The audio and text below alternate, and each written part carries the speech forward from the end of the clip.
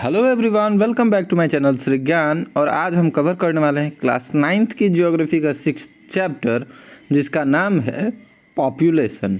ये इस चैप्टर का सेकंड पार्ट है, तो अगर आपने फर्स्ट पार्ट नहीं देखा है तो प्लीज़ देख लीजिए, आपको लिंक डिस्क्रिप्शन में मिल जाएगा।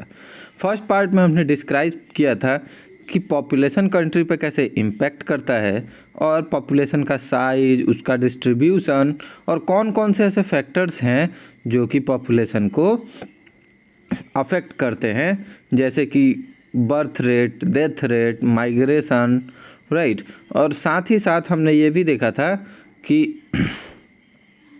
इसका क्या इफ़ेक्ट होता है, सेंसस कब होता है, सेंसस सबसे पहली बार कब हुआ था, सेंसस में क्या क्या चीज़ें हम पता करते हैं।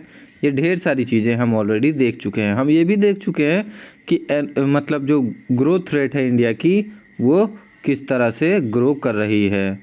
सो चलिए अब आगे बढ़ते हैं और पेज नंबर 59 से शुरू करते हैं। तो आप यहाँ देखो, ये जो चार्ट है आप यहाँ से देख सकते हो कि वेट अ मिनट, टिंग टिंग टिंग टिंग टिंग टिंग, यहाँ देखो आप, ये देखो, ये एक डायग्राम है जिसके थ्रू हम देख सकते हैं कि हमारे कंट्री में 58% एडल्ट्स, यानी कि 15 साल से ज़्यादा बड़े लोग, और 6 से मतलब 6.9 जो है वो छोटे बच्चे हैं, मतलब बूढ़े लोग हैं, एज्ड इंसान है, ठीक है, मीन्स 50 साल से ज़्यादा के लोग, और चिल्ड्रेन है 34%। तो सबसे ज़्यादा यूथ है कंट्री में, इसीलिए यंग इंडिया भी कहा जाता है, इंडिया को अभी यंग कहा जाता है। ये देखो, अब देखो,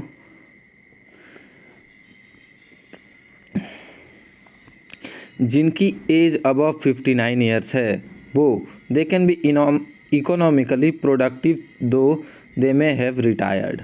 मतलब कोई अगर 59 ईयर्स का हो गया, मान लो 55 के बाद लोग रिटायर हो जाते हैं, तो ऐसा तो है नहीं कि वो काम करना बंद कर देते हैं, बट हाँ, उनकी प्रोडक्टिविटी कम हो सकती है, बंद नहीं हो जाती। दे मे बी वर्किंग वॉलेंटरली, मतलब रिटायरमेंट के बाद वो कुछ अपना अलग से काम कर सकते हैं, but they are not available for employment through recruitment. अब वो किसी जॉब के लिए अप्लाई नहीं करते हैं ज़्यादातर लोग, बट कुछ ना कुछ काम तो करते ही हैं। The percentage of children and the aged affect the dependency. इस बात का अच्छा खासा असर पड़ता है कि कितने चिल्ड्रन और कितने एज्ड अफेक्ट हैं। मतलब अगर देखो चिल्ड्रन है तो वो भी कुछ प्रोडक्ट नहीं कर रहे, वो भी अपना जितना भी है वो, मतलब एक सेकेंड, वो भी क्या है, वो फूड कंज्यूम कर रहे हैं, उनको क्लॉथ चाहिए होता है, उनको रहने के लिए भी जगह चाहिए होती है, और उसके बाद भी उनको और क्या चाहिए होता है, मेडिसिन चाहिए होती है, तो मेडिकल केयर चाहिए होता है, राइट। तो इस वजह से फूड, क्लॉथ, शेल्टर और मेडिकल केयर बच्चों को भी चाहिए होती है, और एज्ड ग्रुप को भी चाहिए होती है जिनकी उम्र 59 से ज़्यादा है। वैसे तो ये तीनों को चाहिए, बट जो लोग प्रोडक्टिव कमा रहे हैं उन पे ये बर्डन नहीं होता है, जबकि जो लोग नहीं कमा रहे हैं उनके ऊपर ये एक तरह का बर्डन होता है, क्योंकि जो कमा रहा है वो इनके लिए भी ये चीज़ अरेंज करेगा और इनके लिए भी। अगर ये खुद कमा रहे हैं तो इस इंसान को अरेंज नहीं करना पड़ेगा। इसीलिए एक और चीज़ हम देख लेते हैं, सेक्स रेशियो। सेक्स रेशियो का मतलब है मेल और फीमेल कितने हैं। तो देखिए, sex ratio is defined as the number of females per 1000 mails. 1000 mails पे कितनी फीमेल्स हैं, यही सेक्स रेशियो बताता है। This information is important social indicator to measure it's the extent of equality between males and females in a society at a given time. तो इससे हमें समाज में मेल और फीमेल्स को लेकर जो इक्वालिटी होनी चाहिए उसे मिलाने के लिए ये इन्फॉर्मेशन जरूरी होता है। The sex ratio in the country has always remain unfavourable to females. Unfavourable to females का मतलब क्या है, याद रखिएगा, जब अनफेवरेबल लिखा हो वहाँ हमेशा चीज़ें कम होती हैं। अगर वेदर अनफेवरेबल होगा तो वहाँ पर खेती अच्छी नहीं होगी। अगर कंडीशंस अनफेवरेबल होंगी, तो अगर लेबर की कंडीशंस अनफेवरेबल है तो वहाँ लेबर कम होंगे, और महिलाओं की कंडीशंस अनफेवरेबल है, यानी कि महिलाओं की संख्या क्या है, लो है। ओके, सो टेबल देखते हैं यहाँ पे हम, एक सेकंड। ये देखो 1951 में 946 फीमेल्स थी कहाँ, 1000 मेल्स थे और 946 फीमेल्स थी। और 2011 में ये धीरे धीरे थोड़ा सा सही हुआ है 943 तक। जबकि देखोगे अगर 61 में भी महिलाओं की संख्या घटी थी, 71 में और ज़्यादा घट गई, 81 में थोड़ा सा बढ़ा, फिर 91 में बहुत ज़्यादा घट गया, और फिर 2001 से ग्रो करना शुरू हुआ। तो इसका मतलब क्या है कि बीच में जो है मतलब भ्रूण हत्या हो रही थी, लड़कियों को चेक करके और बच्चों को जन्म से पहले ही गर्ल्स को मार दिया जाता था। इसकी वजह से बहुत ज़्यादा प्रॉब्लम हो रही थी। देखो, Kerala has a sex ratio of 1084 females, मतलब मेल से ज़्यादा हैं, ठीक है। जबकि पुदुचेरी में भी ज़्यादा है, वाइल दिल्ली हैज़ ओनली 866, ठीक है। तो दिल्ली में फीमेल्स की संख्या कम है, और हरियाणा में भी बहुत कम है। तो दिल्ली और हरियाणा कम, और केरला और पुदुचेरी मैक्सिमम। तो आप ये देख सकते हो। इसके रीजन्स के वेरिएशंस के रीजन्स भी देख लेंगे।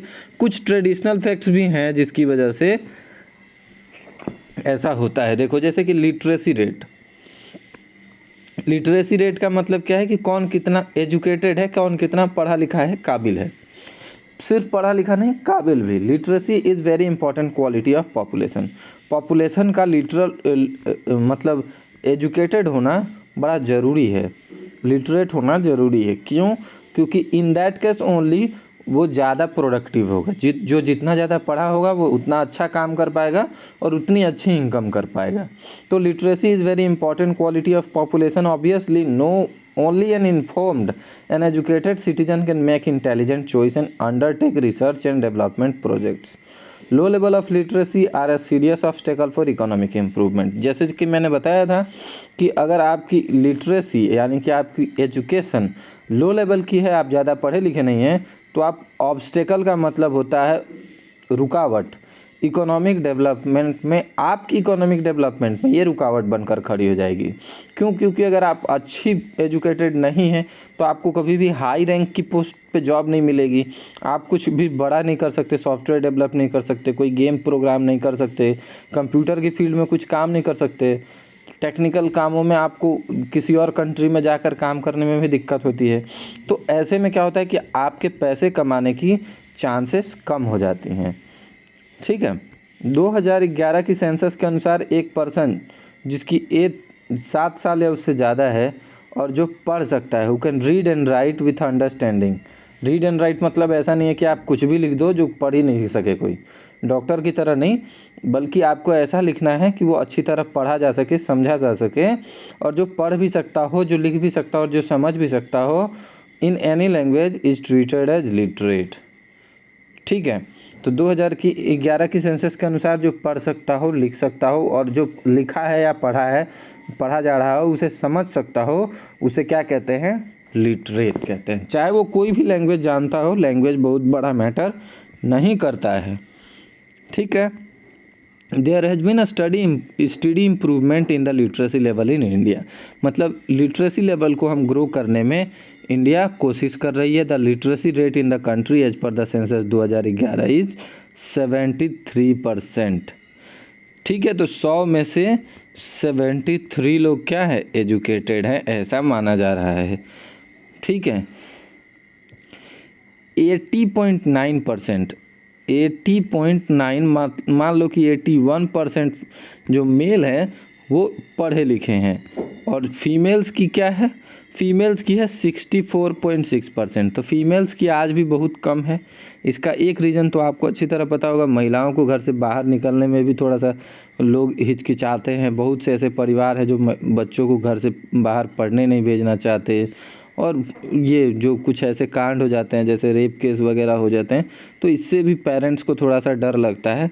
कई माता पिता नहीं भेज पाते हैं, तो इसकी वजह से दिक्कत होती है।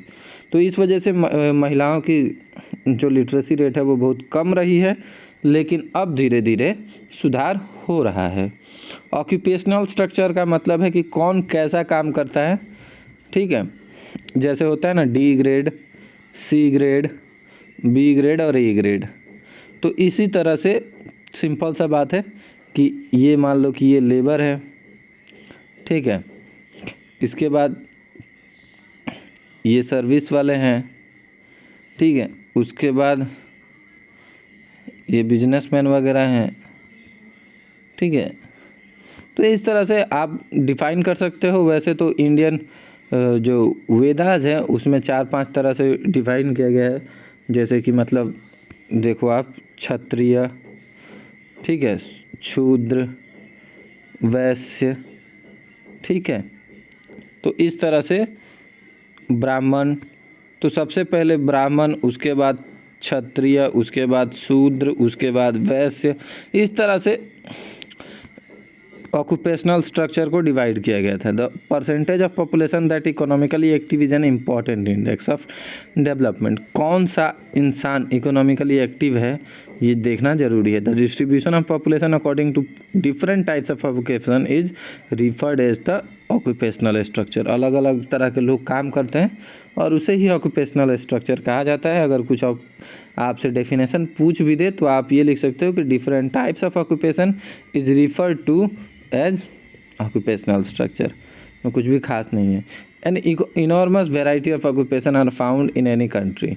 अलग अलग तरह के ढेर सारी वेराइटीज़ पाई जाती हैं, हर देश में पाई जाती हैं, ऐसा कोई बात नहीं है। ऑक्यूपेशंस आर जनरली क्लासिफाइड, देखो प्राइमरी, सेकेंडरी एंड टर्शियरी। मैंने बताया था प्राइमरी क्या होता है।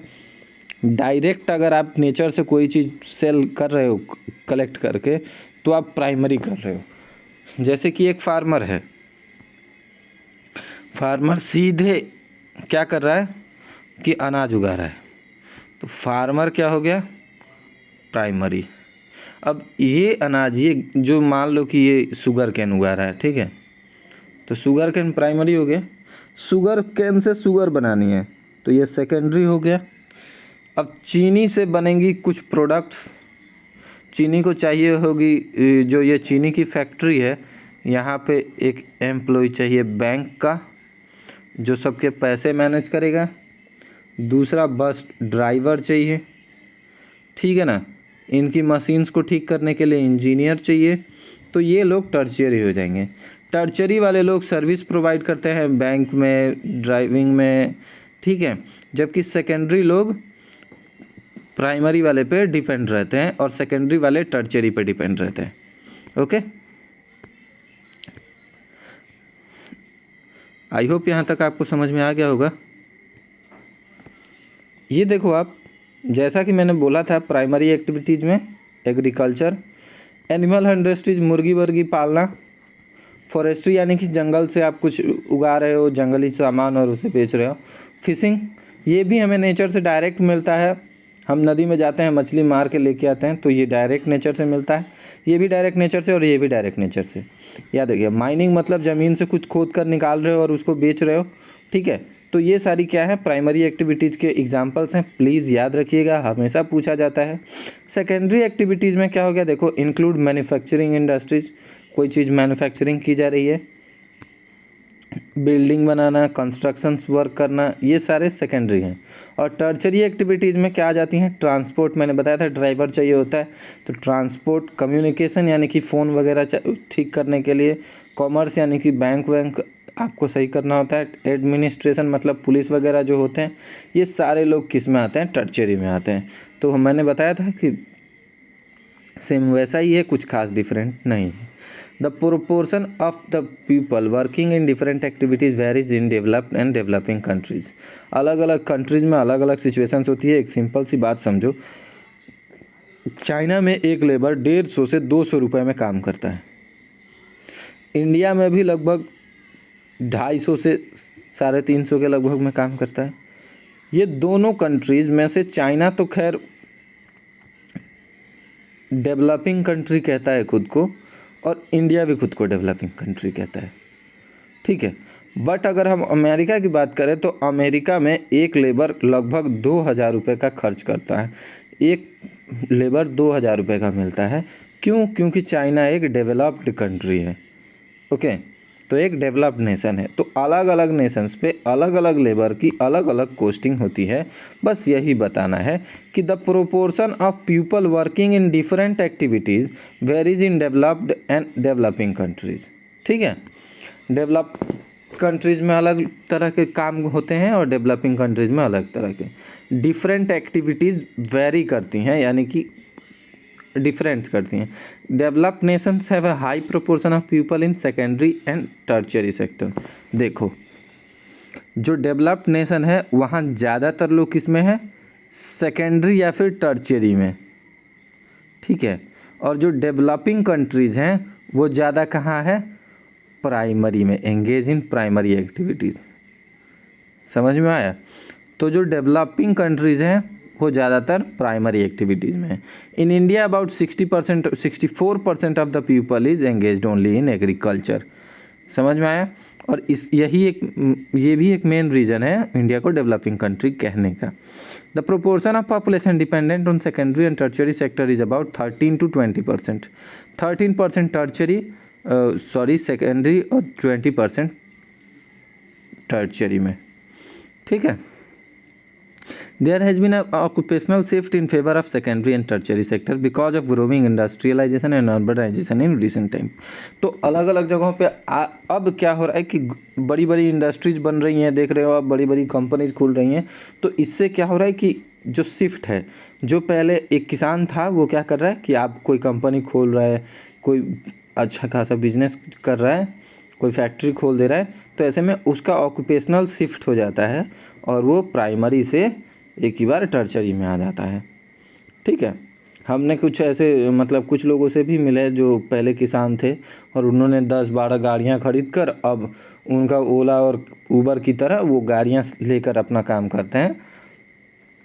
तो इसको भी आप एक एग्जाम्पल की तरह देख सकते हो कि ऑक्यूपेशनल शिफ्ट का एक एग्जाम्पल। अब एक और फैक्टर है जो है हेल्थ। हेल्थ बहुत ही इम्पॉर्टेंट फैक्टर है, ठीक है। हेल्थ इसलिए इम्पॉर्टेंट फैक्टर है, देखो, important component of population composition. क्यों? क्योंकि एक हेल्दी इंसान ही अच्छा इकोनॉमिकल डेवलपमेंट कर सकता है, ठीक है। देखो, वैसे तो गवर्नमेंट प्रोग्राम्स बहुत सारे हैं, गवर्नमेंट प्रोग्राम्स ताकि लोगों को हेल्थ बेनिफिट्स दी जा सकें, ठीक है। डेथ रेट्स डिक्लाइन फ्रॉम, देखो 25% कब था? 1951 में, और आज कितना है? 7.2%।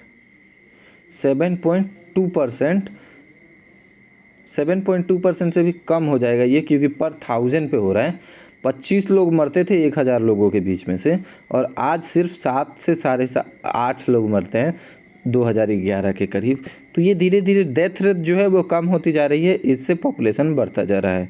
And life expectancy as birth has increase from 36.7 years in 1951 और आज है 67.9 ईयर इन 2012। तो पहले लोगों की लाइफ एक्सपेक्टेंसी रहती थी 37-40 ईयर्स और आज 65-80 ईयर्स। तो लाइफ एक्सपेक्टेंसी बढ़ गई, ज़्यादा दिन जीने की उम्मीद बढ़ गई। तो इससे क्या होता है? ज़्यादा दिन जीने से पॉपुलेशन बढ़ती है। The substantial improvement is the result of for many factors including improvement in public health.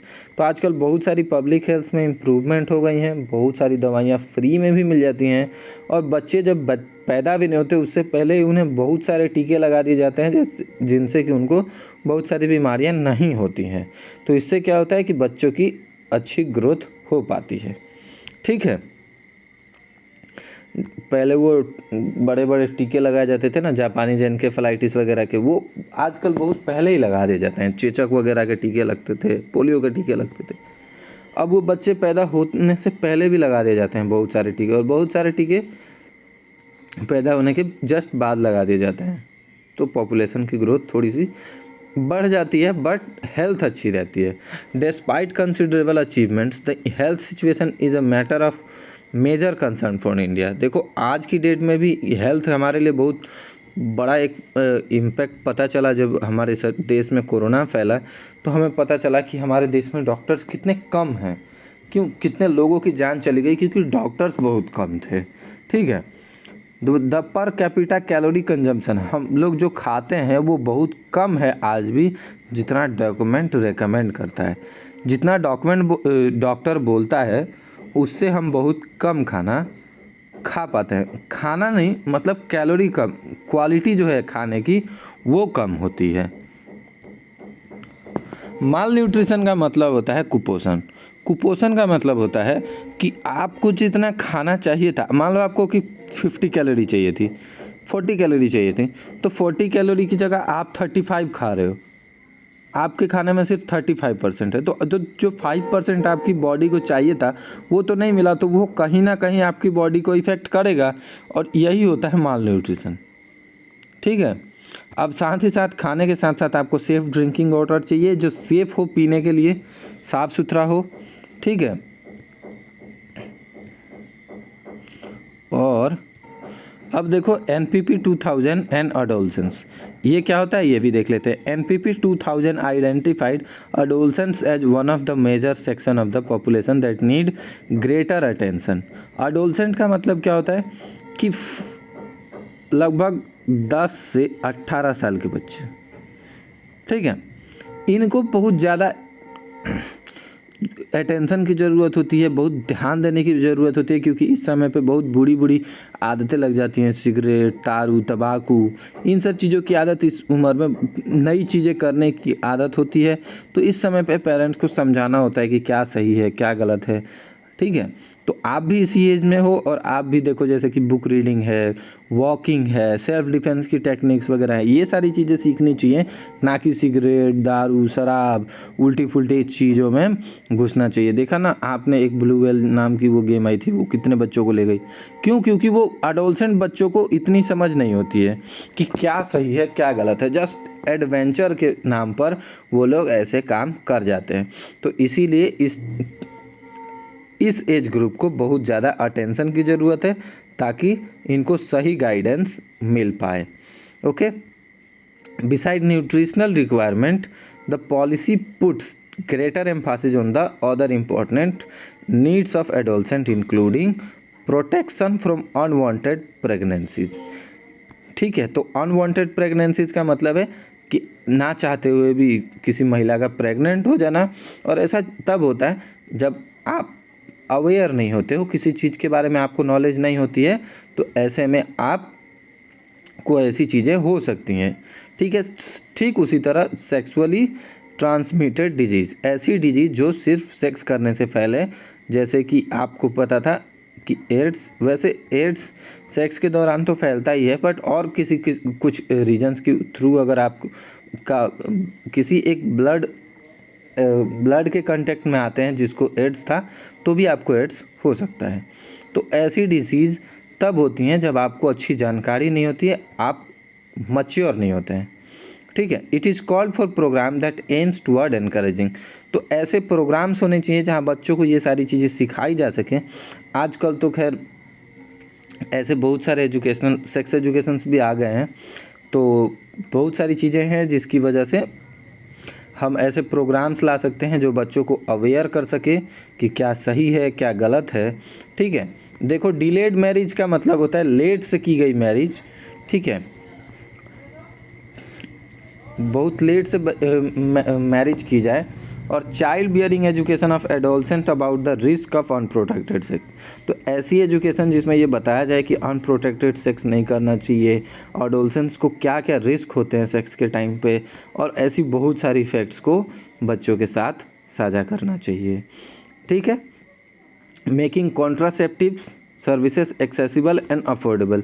Contraceptive मतलब मतलब सेक्स से रिलेटेड अगर कोई प्रॉब्लम होती है तो उसे अवेलेबल होना चाहिए। सबसे पहले तो हर जगह अवेलेबल होना चाहिए, और अफोर्डेबल भी होना चाहिए ताकि हम उसे एक्सेस कर पाएँ। वरना अगर हमारे पास मान लो अवेलेबल तो है, बट वह इतना महंगा है कि अफोर्ड नहीं कर सकते, तो ऐसे में नहीं होना चाहिए। Providing food supplements, nutritional services and strengthening legal measures to prevent child marriages. तो राजस्थान में मैं जहाँ था वहाँ आज भी चाइल्ड मैरिजेस होती हैं। इवन कि बड़े बड़े स्कूल के जो मालिक हैं वो भी अपने बच्चों की चाइल्ड मैरिजेस करा देते हैं, जो कि सच में बहुत बुरी बात है। और ना चाहते हुए भी कभी कभी हमें ऐसी सिचुएशंस में फंस जाते हैं कि उनके वैसी पार्टीज अटेंड करनी पड़ती हैं। बट खैर, मैंने देखा कि वहाँ के पुलिस और प्रशासन भी इसमें बहुत ज़्यादा साथ देते हैं, जो कि एक बहुत गलत बात है। तो जिनको ये एडमिनिस्ट्रेशन की पावर दी गई है, एटलीस्ट उनको इस बारे में कोशिश करनी चाहिए। और भारत के बहुत सारे राज्यों से अब चाइल्ड मैरिज की प्रॉब्लम लगभग ख़त्म हो चुकी है। सिर्फ कुछ गिने चुने जगहों पर चाइल्ड मैरिज के केसेस देखने को मिल सकते हैं। ठीक है, न्यूट्रिशनल सर्विसेज का मतलब है कि आपको अच्छी न्यूट्रिशनल सर्विसेज मिलनी चाहिए, और आपको भी पता होना चाहिए कि आपको क्या खाना है, कितना खाना है, आपको कितनी कैलोरी की ज़रूरत है। और अगर नहीं भी पता तो आप किसी न्यूट्रिशनिस्ट के पास जाकर इस बात का पता लगा सकते हैं। ठीक है, as per your body and weight and height आपको अलग अलग कैलोरी ज़रूरत पड़ती है। ये सबके लिए अलग अलग होता है। आप कैसी जगह पे रह रहे हैं, आपका एटमॉस्फेयर, टेम्परेचर, ये सारी चीज़ें मैटर करती हैं। इसी पर डिपेंड करता है कि आपकी बॉडी को कितना न्यूट्रिशन चाहिए। People are the nation's most valuable resource. किसी भी देश की सबसे वैल्यूएबल रिसोर्स क्या है? वहाँ के लोग, वहाँ के सिटीजन्स, यानी कि वहाँ के नागरिक्स। ठीक है, तो किसी भी देश की सबसे मोस्ट वैल्यूएबल रिसोर्स जो है वो पीपल है। और अगर वो वेल एजुकेटेड है, बहुत अच्छी तरह पढ़ी लिखी है, तब तो मान लो कि वो देश बहुत ही ज़्यादा पावरफुल है।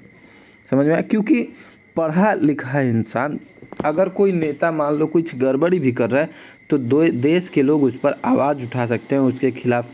आप देखते हो ना कि कहीं कहीं स्ट्राइक होता है, हड़ताल होती है, तो वो क्यों होती है? क्योंकि वहाँ के लोग इतने अवेयर हैं कि वो जानते हैं कि ये काम उनके खिलाफ हो रहा है। ठीक है, जब आप पढ़े लिखे नहीं होते हो, आपको नहीं पता होता है, तब आप क्या करते हो? देश में जो भी चल रहा है चलने दो, हमको अपने खाने से मतलब है। तो ऐसी सिचुएशंस में प्रॉब्लम्स बढ़ती हैं और देश को नुकसान होता है। जबकि आप अगर पढ़े लिखे और एजुकेटेड होते हैं, तो यही मैंने कहा कि एक वेल एजुकेटेड और हेल्दी पॉपुलेशन हो तो वो देश के लिए बहुत अच्छा काम कर सकती है। याद रखिएगा कि पीपल को 3 चीज़ों से स्ट्रॉन्ग बनाया जा सकता है। किससे? सबसे पहले तो वो हेल्दी हो, एजुकेटेड हो, स्किल्ड हो। याद रखिएगा, हेल्दी और एजुकेटेड तो है बट उसको कुछ काम ही नहीं आता है, दिन भर बस आवारा की तरह घूमते रह रहे हैं, तो भी नहीं होगा। उसको स्किल्ड होना पड़ेगा, उसको ढेर सारे काम आने होंगे, तब वो क्या होगा कि देश की नेशन को पावरफुल बना पाएगा। ठीक है, आई होप कि आपको ये चैप्टर अच्छे से समझ में आया होगा। एक्सरसाइजेस के बारे में मैं यही कहूँगा कि आप सारे क्वेश्चंस ट्राई करें, और कोई भी क्वेश्चन में कोई भी दिक्कत हो तो आप हमें कमेंट करें।